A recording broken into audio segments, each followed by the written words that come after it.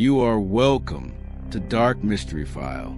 When I first arrived in Xi'an, the air felt heavier than usual, as though the ground itself was aware of what lay beneath it.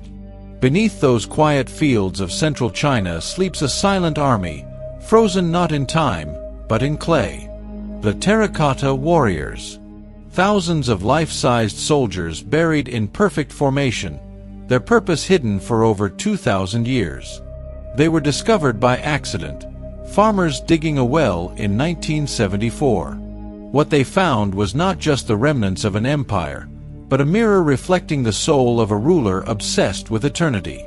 The first time I stood before them, rows upon rows of motionless faces staring into the void, I couldn't help but feel like they were watching me. Each figure, soldier, archer, charioteer, carved with individuality. Not one repeated expression. Some stern, others serene. They were not symbols, they were identities, immortalized.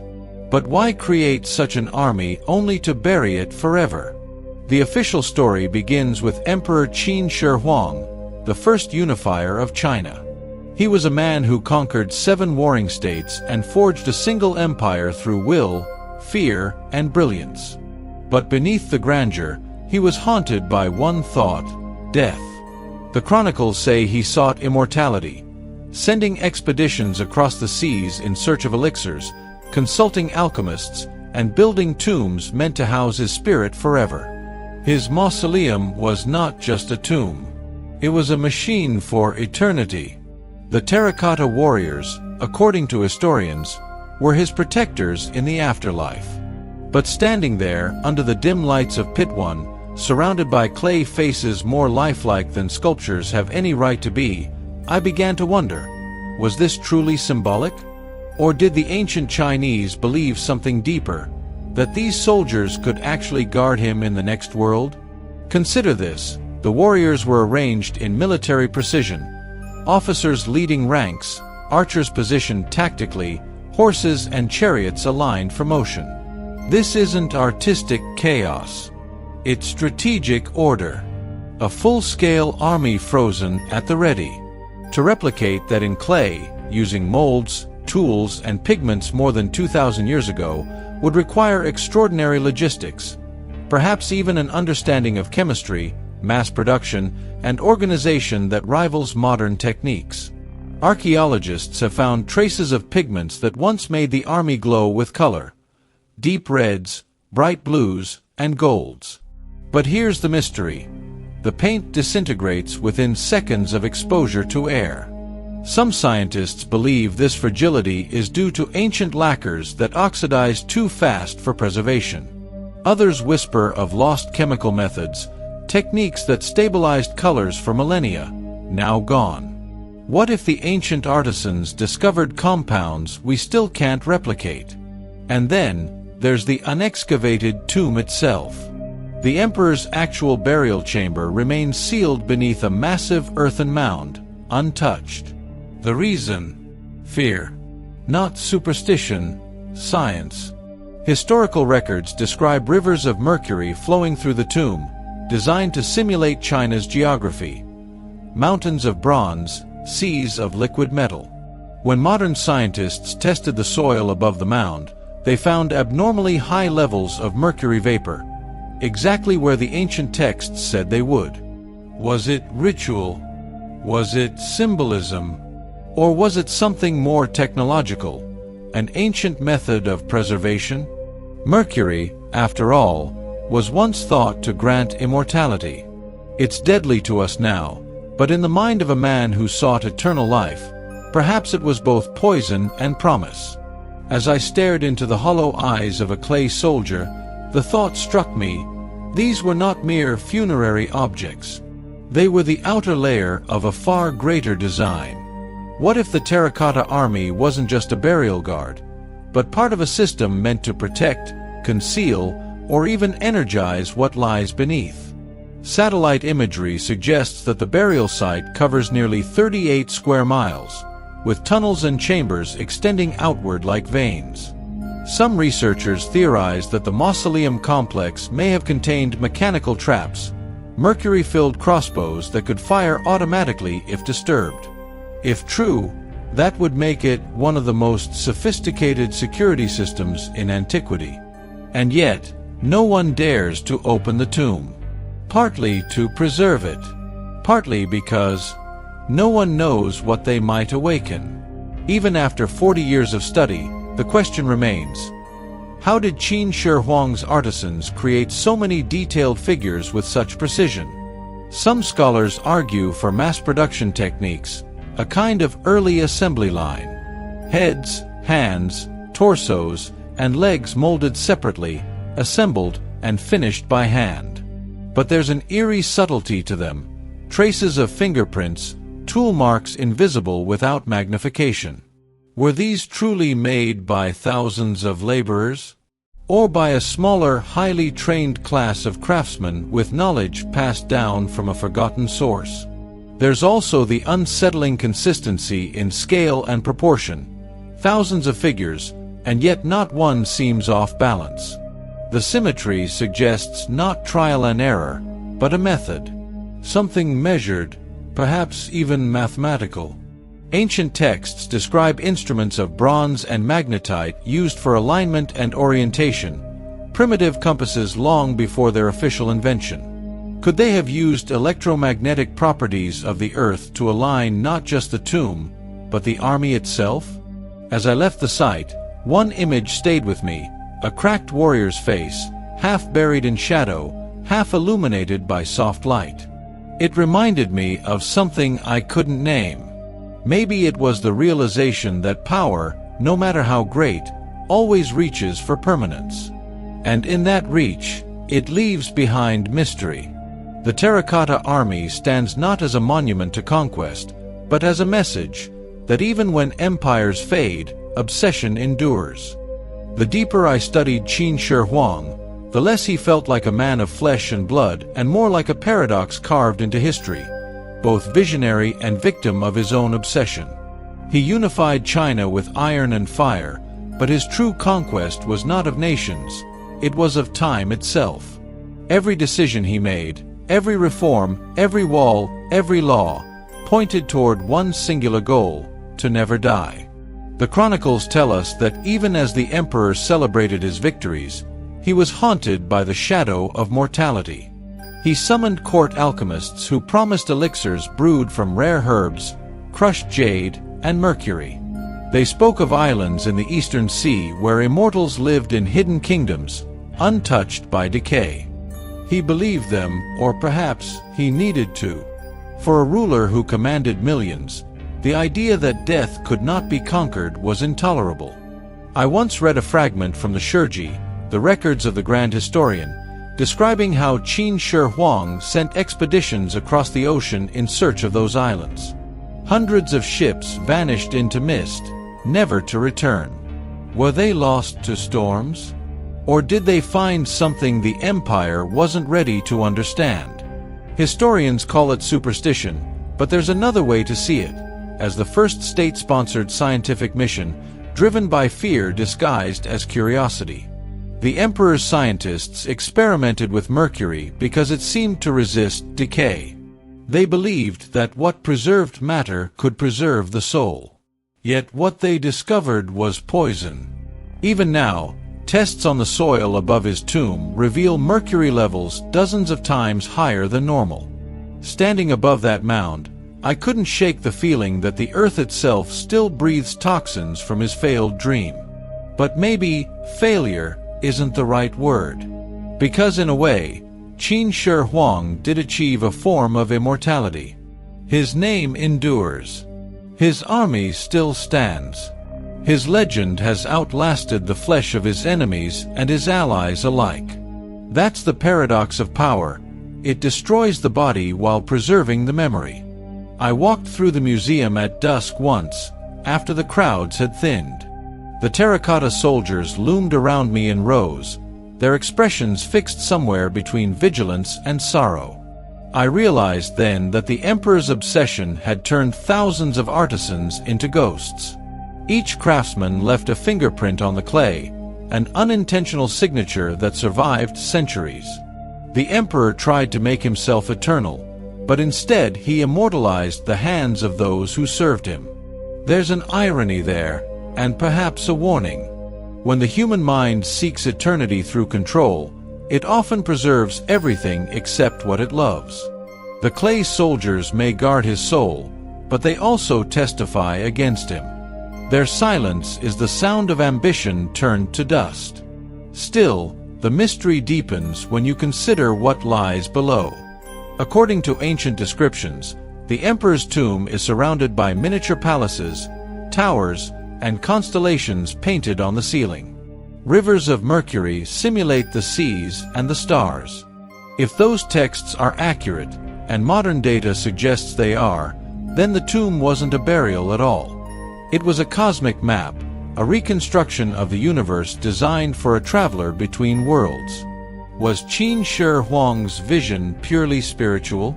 Or was he, in some strange way, experimenting with energy, magnetism, and resonance, tools of transformation that we'd later call science? The ancient Chinese already understood magnetite, static electricity, and chemical reactions.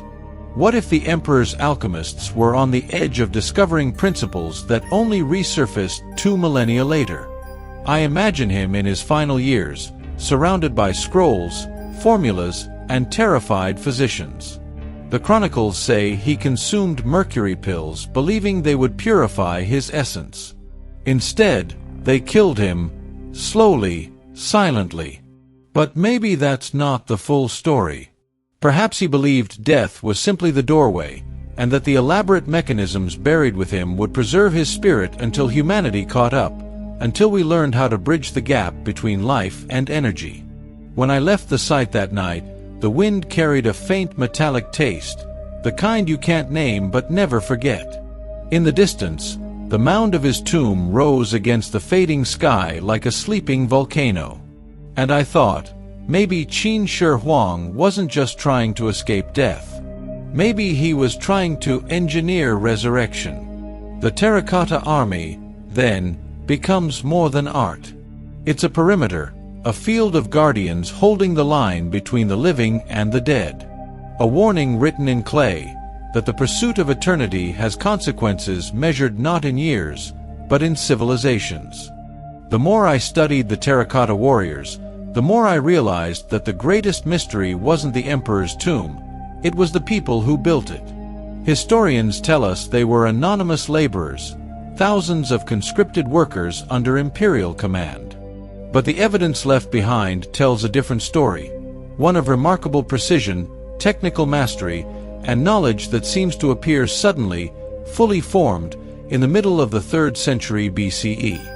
When I stood in Pit 1 and gazed across that vast subterranean army, I couldn't shake the sense that I was looking not at a worksite, but at an orchestra, every element tuned, every motion deliberate. How did they achieve such consistency?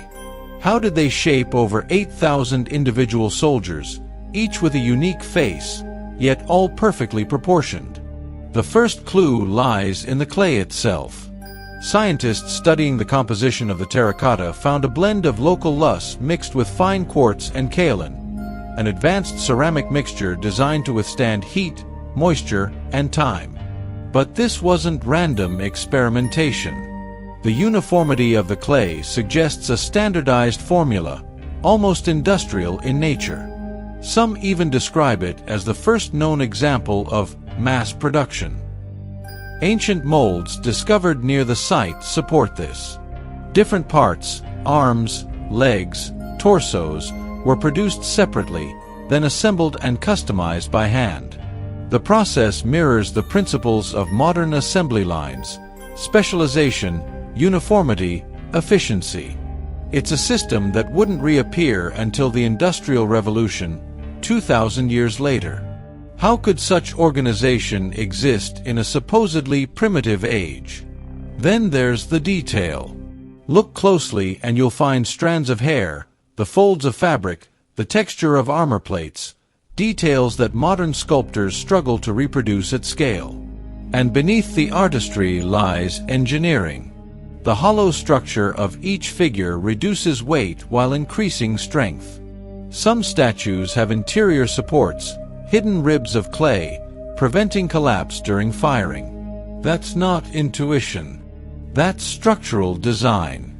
Archaeologists found kilns near the site large enough to bake entire sections at once.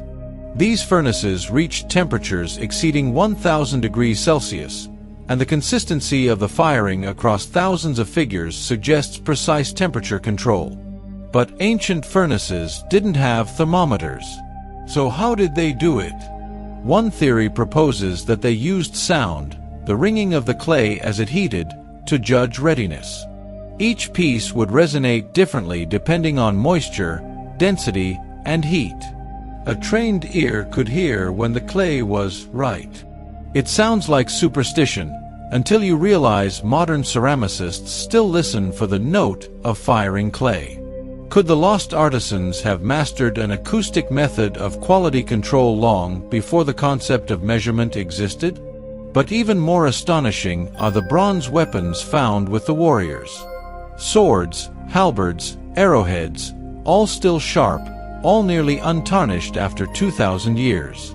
When metallurgists examined them, they discovered something unexpected, a thin layer of chromium oxide on the surface, which protected the bronze from corrosion. Chromium plating wasn't rediscovered until the 20th century. How did they achieve it? Official explanations point to accidental chemical reactions, perhaps from the lacquer used to coat the wooden shafts. But the precision of the layer's thickness, and its consistent appearance across thousands of weapons, makes accident hard to believe. It looks more like intention, the result of knowledge that shouldn't have existed in that era. Some researchers have suggested that the Chinese might have developed an early form of passivation, a controlled oxidation process to stabilize metal. If true, it would rewrite the history of materials science. But mainstream academia hesitates to say so, because it doesn't fit the linear narrative of human progress. And yet, the artifacts themselves are undeniable. The artisans who forged those weapons, shaped that clay, and painted those faces were not mere workers. They were masters, engineers, chemists, artists, and perhaps something else. Visionaries operating in secret under the will of an emperor who demanded perfection. But here's where the story takes a darker turn. According to later legends, after the mausoleum was completed, the emperor ordered that the craftsmen be sealed inside the complex, to keep its secrets from escaping into the world. Whether that's myth or truth, the effect is the same. Their knowledge vanished. The techniques that built one of the greatest wonders of the ancient world were buried with the people who created it. I often wonder what those final days must have been like.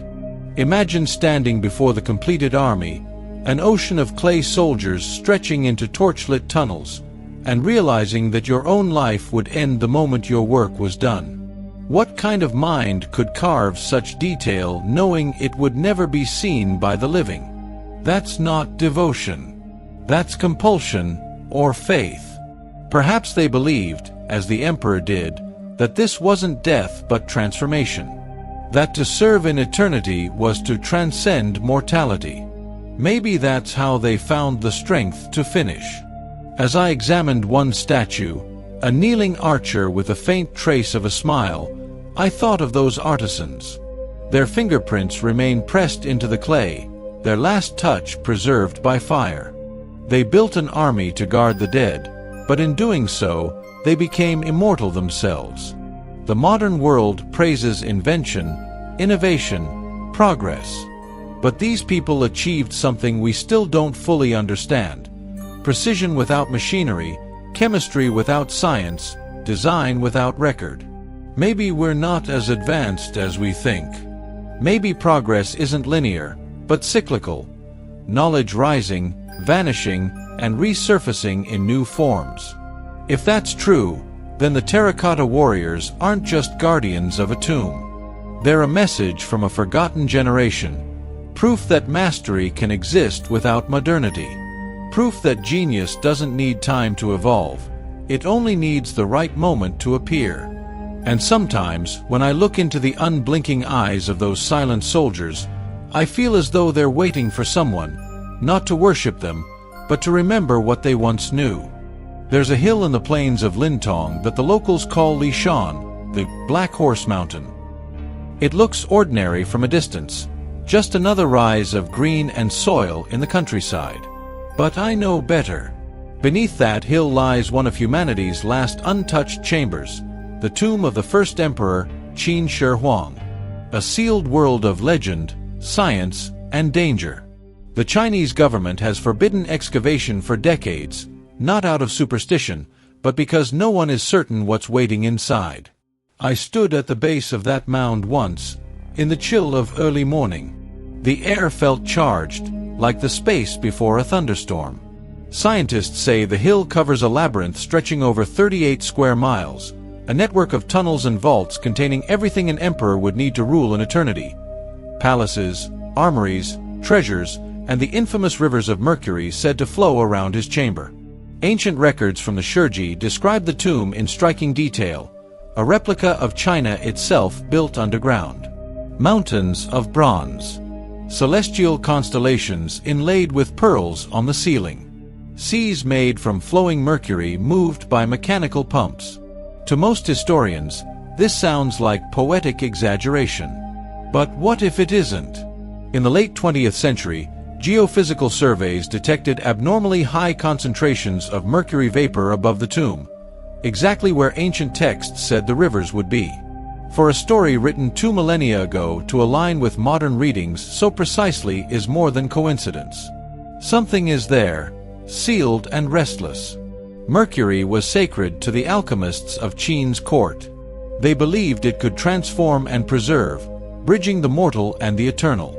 Ironically, it's now one of the reasons no one dares to open the tomb. The contamination risk alone could endanger the entire site.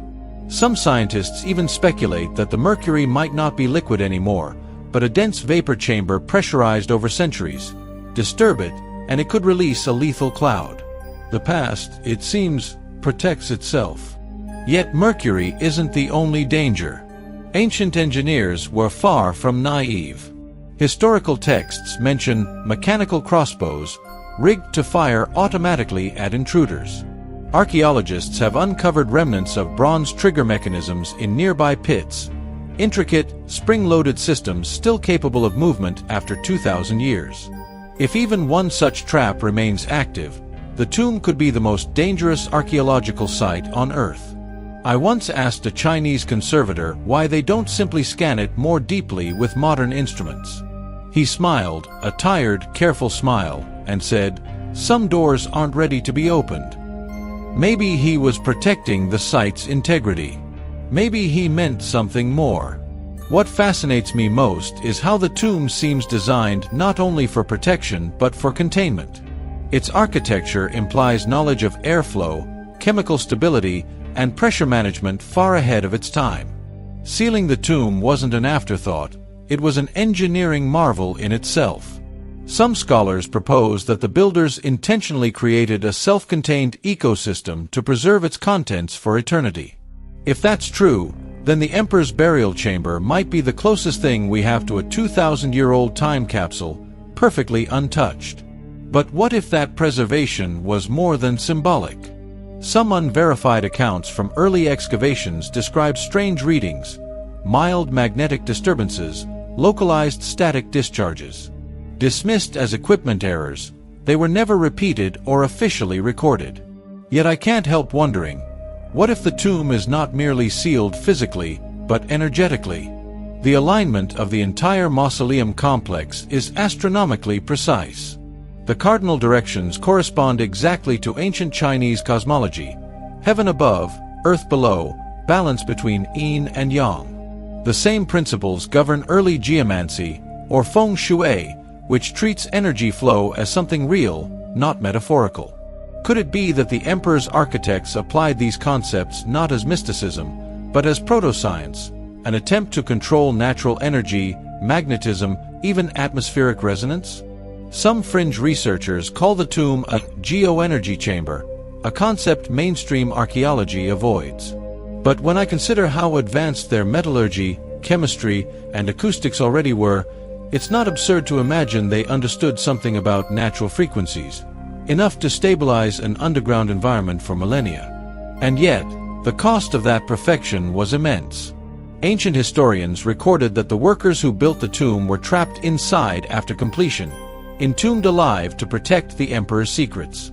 Whether that's myth or truth, no one knows. But the silence of the hill above them is deafening. Standing there, I felt that silence press against me.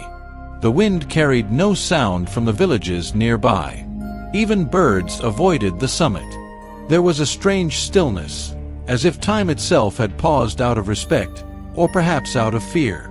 I realized then why no one dares to excavate. It's not just about preservation. It's about humility. Because what if what lies below isn't just an archaeological wonder, but a warning? The emperor who tried to conquer death may have created a chamber that no living person can safely enter. His final experiment, immortality, might have worked in a way he never intended. His tomb endures, sealed, self-sustaining, and eternally toxic to the living.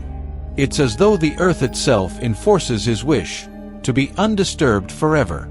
And so the forbidden tomb remains just that, forbidden.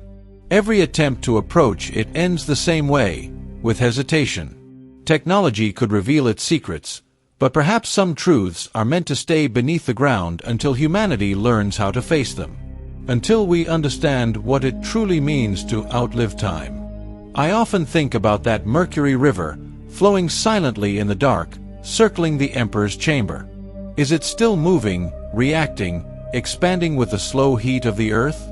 Or has it stilled completely, a frozen sea of metal holding the reflection of a man who believed himself a god?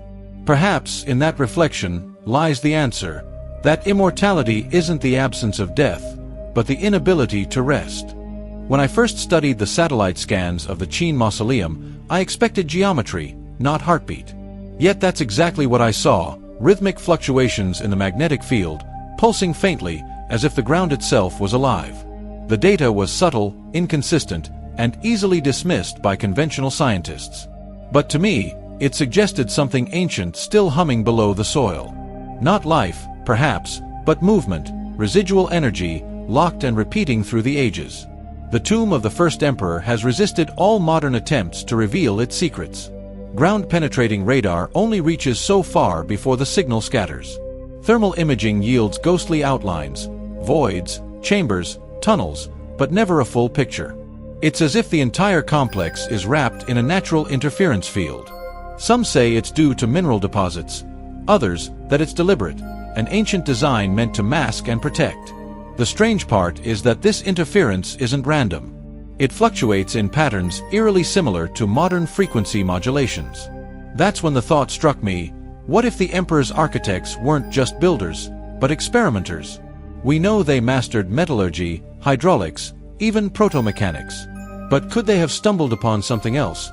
An early understanding of resonance, vibration, or electromagnetic alignment?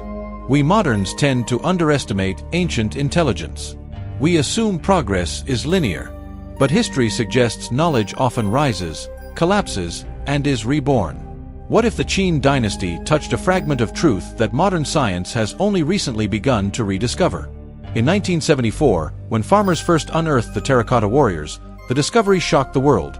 Thousands of life-size statues, each unique, each facing east toward the rising sun. But most people forget what was found beneath them.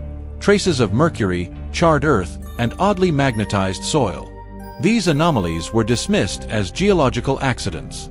Yet when multiple pits showed the same distortions, some scientists began whispering the unthinkable, that the entire necropolis might have been electrically active. The mercury, abundant and conductive, could have acted as a massive network of charged channels. Bronze mechanisms, embedded across the site, could form resonant circuits when exposed to pressure, moisture, or shifting magnetic fields of the earth. If that's true, the emperor's tomb might not just be a burial, it might be a machine. A machine for what purpose, though? That's the question no one can answer. Preservation, communication, energy storage. Some fringe theories go even further, claiming the layout of the entire complex mirrors the constellations visible during the Emperor's reign, a stellar map encoded in earth and stone. Could it be that the tomb was designed to resonate not only with the planet, but with the heavens themselves? During a closed research exchange in Xi'an, I once met a physicist who'd been granted limited access to study the site's magnetic anomalies. He told me, off-record, that their instruments detected faint, rhythmic bursts every 14 hours, pulses that didn't correspond to any known natural cycle. He showed me the readings, soft, wave-like oscillations repeating in perfect regularity. When I asked what could cause them, he hesitated before saying, maybe nothing, or maybe something that's still working. The idea haunted me. 2,000 years, and the Emperor's design might still be active, not in the supernatural sense, but mechanically, through chemical reactions, heat exchange, or subtle electromagnetic feedback loops between metallic and mineral layers. Ancient technology sustained by nature itself. It reminded me of another mystery. The Baghdad battery, the Antikythera mechanism, relics proving our ancestors were far more technically advanced than we admit. So why not Qin Shi Huang, a ruler obsessed with power over time and death? If anyone had the resources to attempt an experiment in immortality, it was him. But every time I bring this up among archaeologists, I get the same polite silence. Speculation, they say. No proof. True, there's no proof. But proof requires access, and access is forbidden. The tomb remains sealed, and with it, the evidence. Science can't prove what it's not allowed to test. Still, the data speaks. Subsurface radar maps hint at chambers shaped like hexagons, a geometry associated with structural resonance and efficiency. Trace metal readings suggest alloys not native to the region. And the strange part? The soil directly above the main chamber exhibits a mild but persistent electric charge, measurable even on dry days. That's not superstition. That's physics. What were they building? A tomb that could sustain itself? A vault that resisted decay? Or something grander, a conduit through which the Emperor hoped to cheat mortality itself? If we strip away the myth, the truth that remains is unsettling. This was not blind superstition. It was directed intention, science disguised as ritual. The alchemists of Qin didn't worship mystery, they tried to master it. The Emperor's obsession with mercury wasn't madness. It was a technological pursuit, the dream of transforming matter, extending life, preserving the self. In their failure, they may have accidentally built one of the most enduring machines in human history. I've often wondered, if the tomb were opened, would we even survive what's inside? The mercury, the pressure, the potential trapped gases. Yes, those are real hazards. But there's another risk, one harder to measure. The risk of unraveling a mystery too ancient for our minds to handle. Because once we expose the mechanism of the past, we can't put it back. We might discover that time, death, and energy aren't as separate as we think. So for now, the tomb sleeps.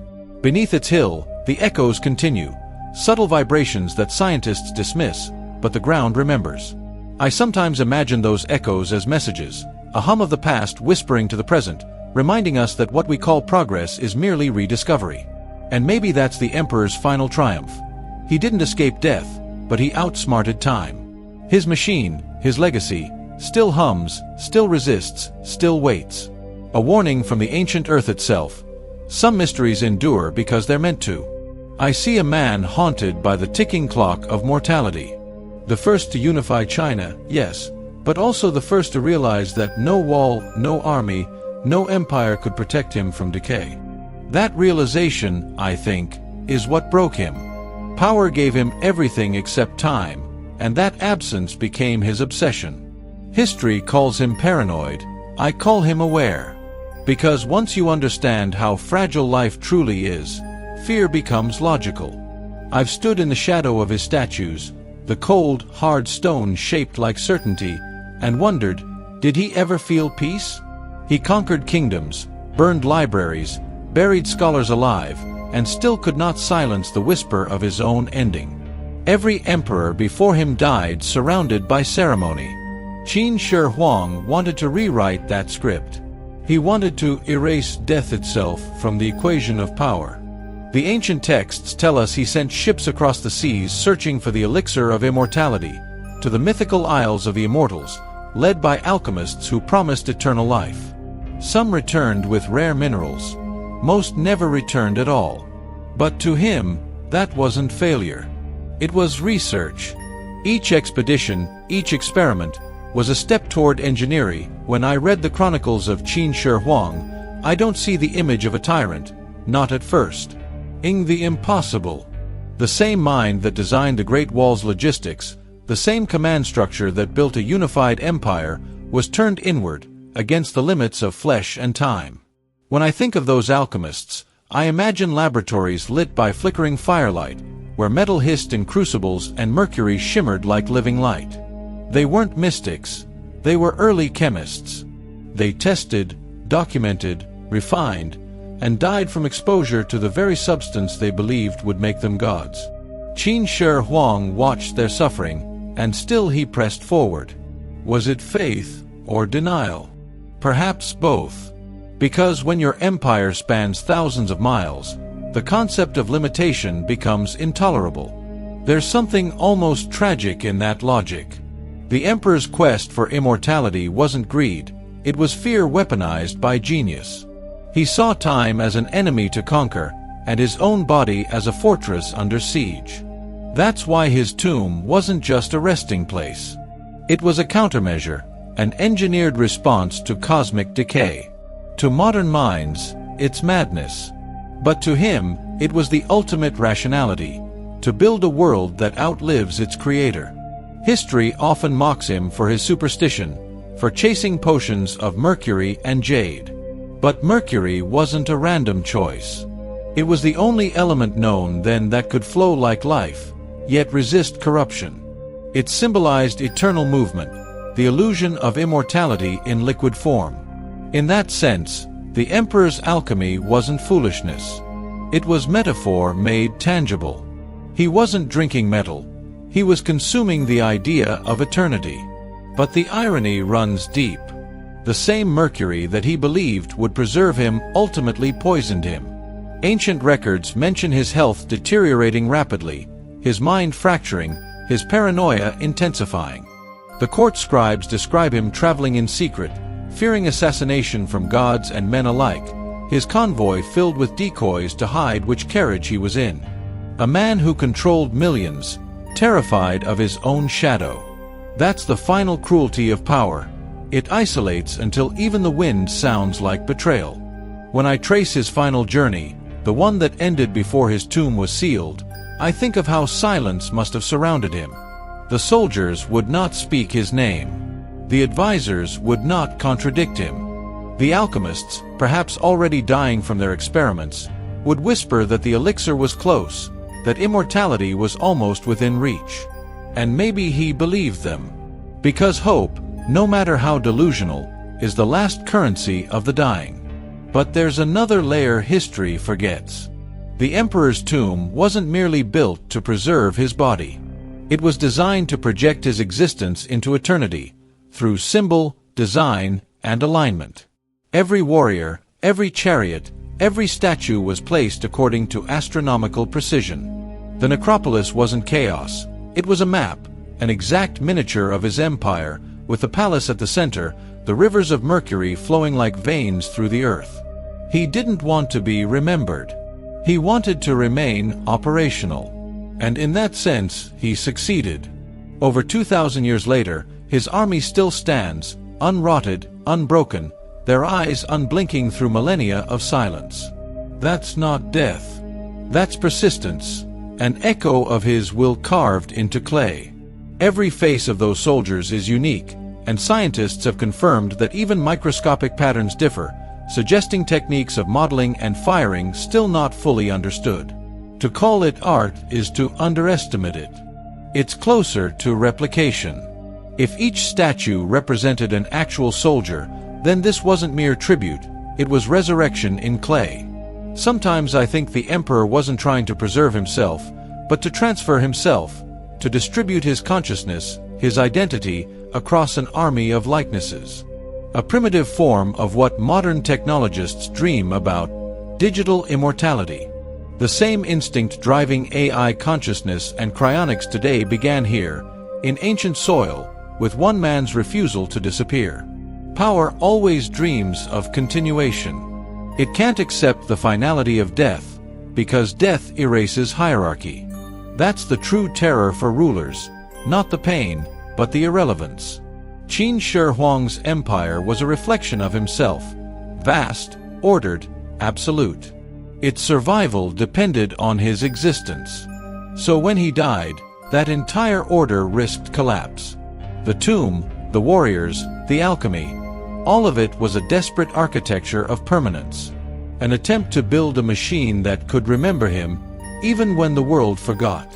When I walk among the rows of those clay faces, I feel something unsettling. They don't feel like statues. They feel like witnesses.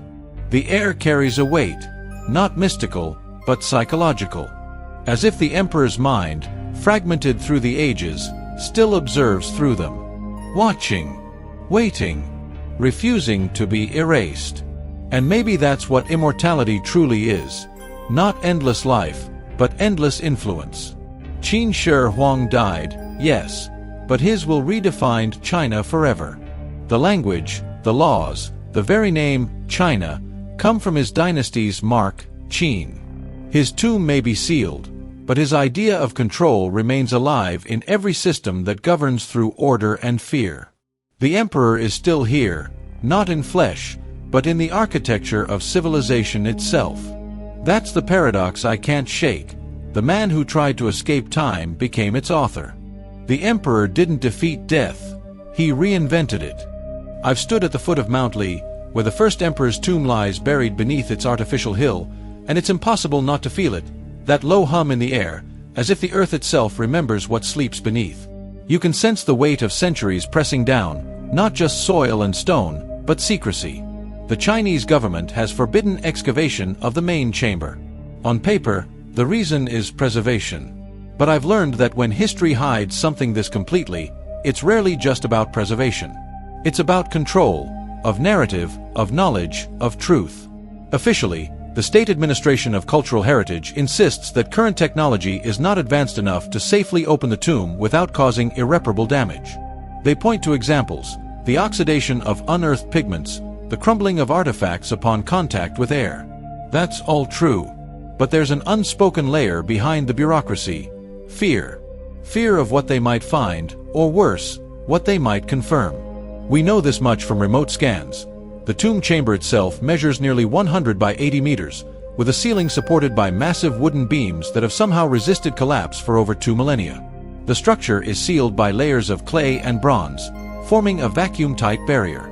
Within it, according to Sima Qian's ancient texts, are palaces and scenic towers for 100 officials, rivers and seas of mercury, and mechanical traps designed to kill intruders. These aren't just poetic metaphors. Modern soil analysis confirms abnormally high levels of mercury vapor above the site, over 100 times the local average. The poison still seeps upward through the ground. Something down there is very real and still active. In 1981, a small group of geologists attempted a micro-drill survey. Their instruments detected intense magnetic anomalies directly above the presumed central chamber. The readings fluctuated wildly, not consistent with simple iron deposits. Then, without warning, the equipment failed. Power surges, overheating, even compass needles spun erratically. The data was quickly classified, the researchers reassigned. The official record calls it instrument error. But eyewitnesses whispered about electrical interference coming from below, interference that persisted even after the instruments were removed. You can't help but wonder, what kind of tomb generates magnetic interference after 2,000 years? It might be natural, mineral magnetism, static charge, or mercury vapor ionization. Or it might be something else entirely, a system still functioning, a resonance field still active. If Qin Shi Huang's architects truly understood vibration and alignment, perhaps they created a sealed energy environment designed to sustain itself. What if the tomb isn't just a monument to death, but a controlled environment of transformation, a prototype of suspended preservation? In private archives, I found a record of an unverified experiment conducted by Chinese physicists in the early 1990s. They placed mercury in a chamber replicating the tomb's geological pressure and temperature. To their surprise, The mercury emitted faint electromagnetic oscillations, measurable, rhythmic, and temperature-dependent. When combined with bronze and hematite, the oscillations amplified, producing what one researcher called a contained harmonic field. His notes were later redacted. Officially, it never happened. Unofficially, it's one of the most compelling hints that the Emperor's obsession with mercury may not have been purely mystical. It may have been technological. But here's where truth becomes dangerous. If the tomb is a sealed electromagnetic system, disturbing it could trigger unknown reactions, chemical, magnetic, or structural. In other words, the traps described by ancient scribes may not be mechanical crossbows or falling stones, but environmental traps, self-sustaining processes that punish intrusion. Opening the chamber could destabilize the mercury equilibrium, release toxic vapors, or even destroy the artifacts inside. To some, that's reason enough to wait. To others, it's evidence that the tomb was meant never to be opened. I've asked archaeologists off-record what they think really lies inside. Some say there's nothing left, that the wooden structures have long since collapsed, the treasures reduced to dust. But a few, the ones who've seen the anomaly data, speak differently. They talk about strange voids, perfectly symmetrical metallic reflections, and density readings that suggest hollow conduits extending downward, far below the burial mound itself. Tunnels leading deeper, but to where? No one can say. And then there's the oldest rumor of all, that the Emperor's body was never placed in the tomb at all. That what lies beneath Mount Li is not a corpse, but a construct, a symbolic vessel of preservation, or something far stranger. Ancient legends speak of the sleeping dragon, a being encased in mercury, awaiting rebirth when the world is ready. Scholars dismiss it as metaphor. But every myth begins as memory. And I can't shake the thought. What if this was not just about remembrance, but recursion, the deliberate design of something that could reactivate? The deeper I studied the engineering plans reconstructed from radar scans, the more one pattern kept emerging: fractal geometry. The tomb's internal layout mirrors itself across scales, from chamber to corridor to subchamber. That's not an accident. It's a principle used in resonance engineering.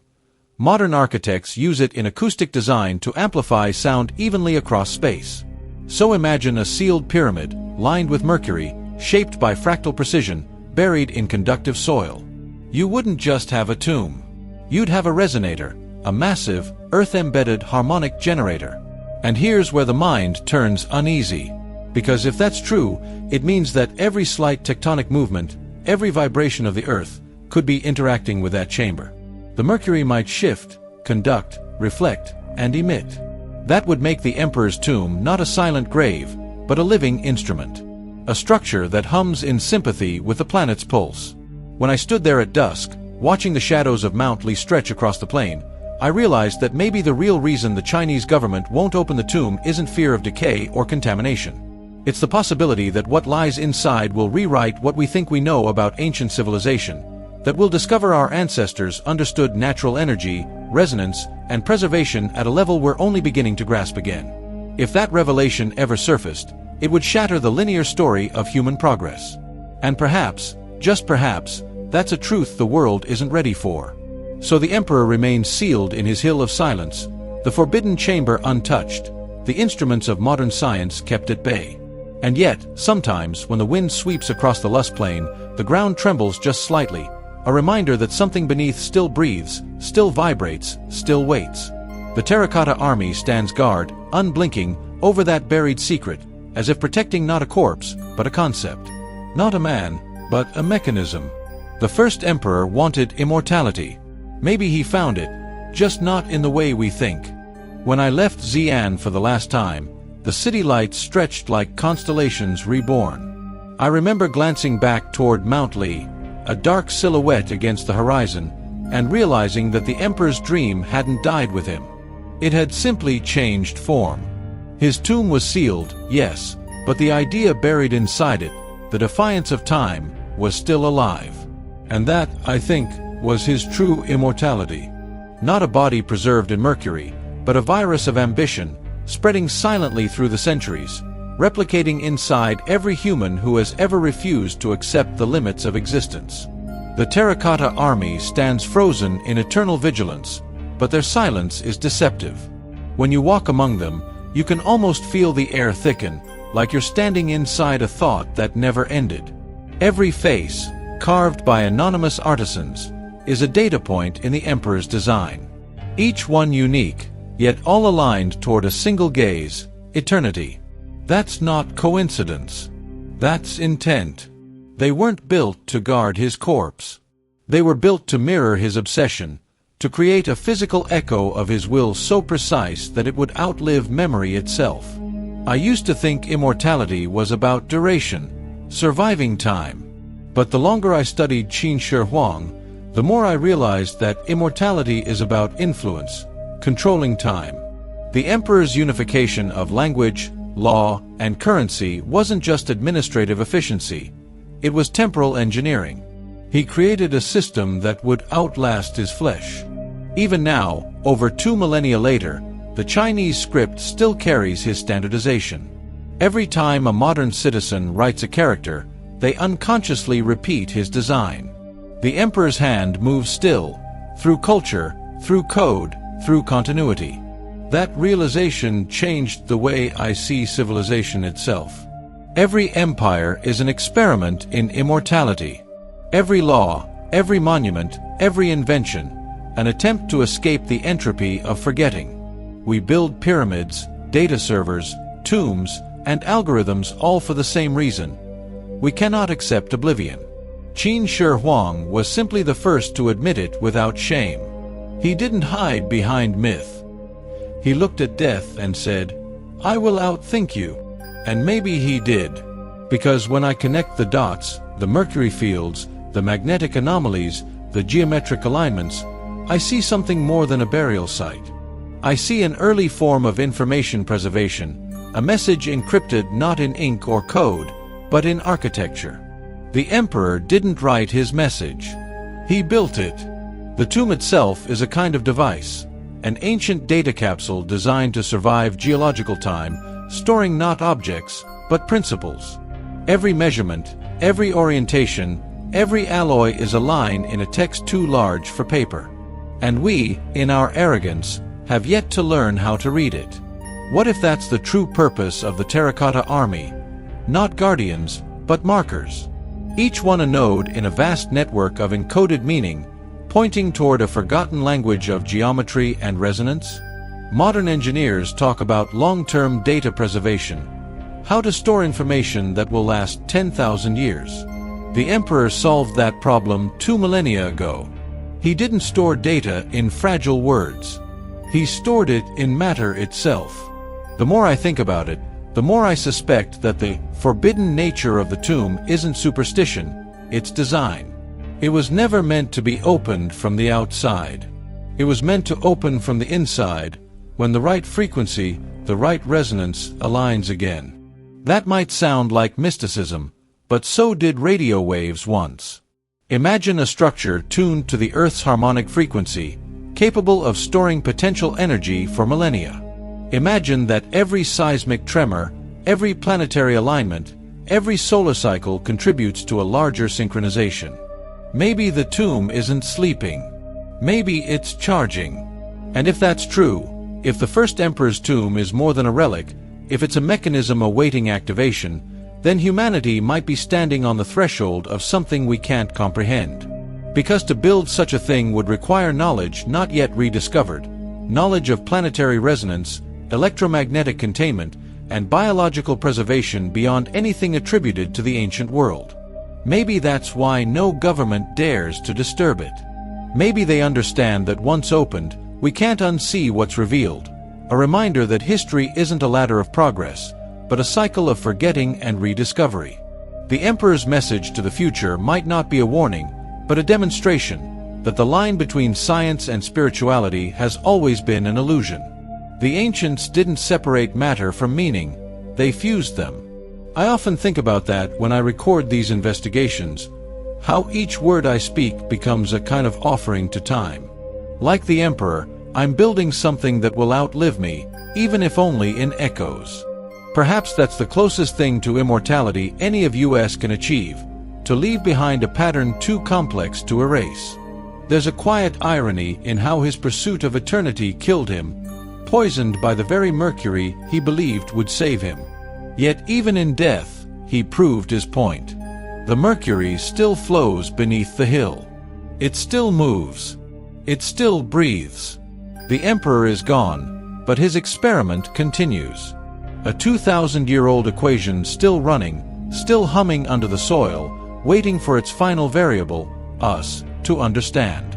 When I close my eyes, I sometimes imagine standing in that chamber, surrounded by rivers of liquid metal shimmering in eternal darkness. The air heavy with poison and purpose. And in that silence, I imagine hearing it, a low, resonant pulse, like the heartbeat of the earth itself. The sound of a man who refused to die. That's when it hits me. Qin Shi Huang didn't seek immortality because he feared death.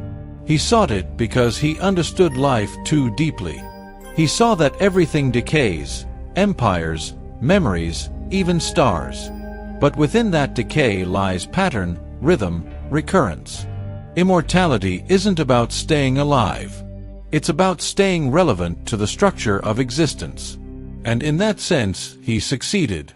Because here we are, 2,000 years later, still speaking his name, still trying to decode his design. The emperor didn't conquer time by defying it. He conquered it by becoming part of it.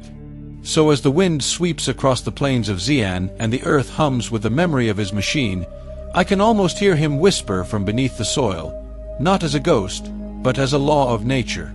All empires fall, but intent endures. I am not gone. I am process. I am pattern. I am time. Thanks for watching.